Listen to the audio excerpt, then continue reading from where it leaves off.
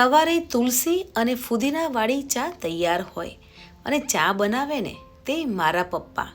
ઘરે આવતા હોઈએ અને 2 થી 3 વાર ફોન આવે અને ચિંતા કરે ને તે મારા પપ્પા.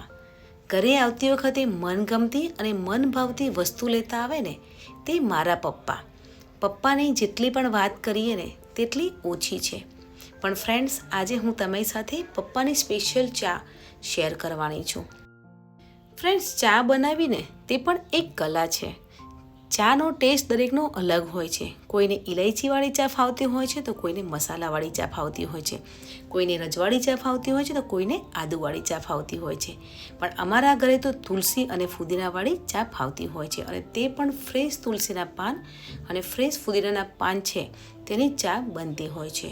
જો તુલસી અને ફુદીનાના પાન ના હોય તો ઇલાયચીવાળી ચા બનતી હોય છે.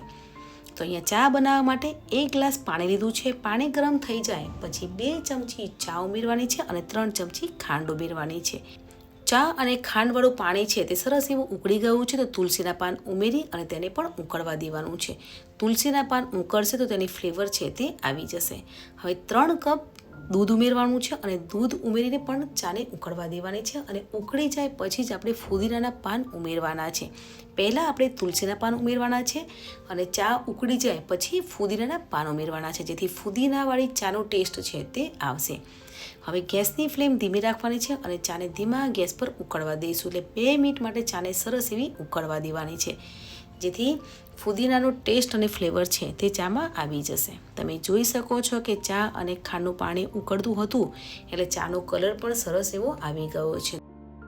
પપ્પાના હાથની ફુદીનાવાળી ચા બનીને તૈયાર થઈ ગઈ છે. પપ્પા નથી રહ્યા, પણ પપ્પાની યાદો, પપ્પાના આશીર્વાદ સદાય અમારી ઉપર છે. હે પ્રભુ પરમાત્મા, પપ્પાની દિવ્ય આત્માને શાંતિ આપજે તેવી એક દીકરીને પ્રાર્થના છે. તો ફુદીનાવાળી ચા બનીને તૈયાર થઈ ગઈ છે તો તેને કપમાં સર્વ કરીશું. તો તમને આજની મારી પપ્પાની ફેવરેટ ફુદીનાની ચા કેવી લાગી કમેન્ટમાં જરૂર જણાવજો. જય શ્રી કૃષ્ણ.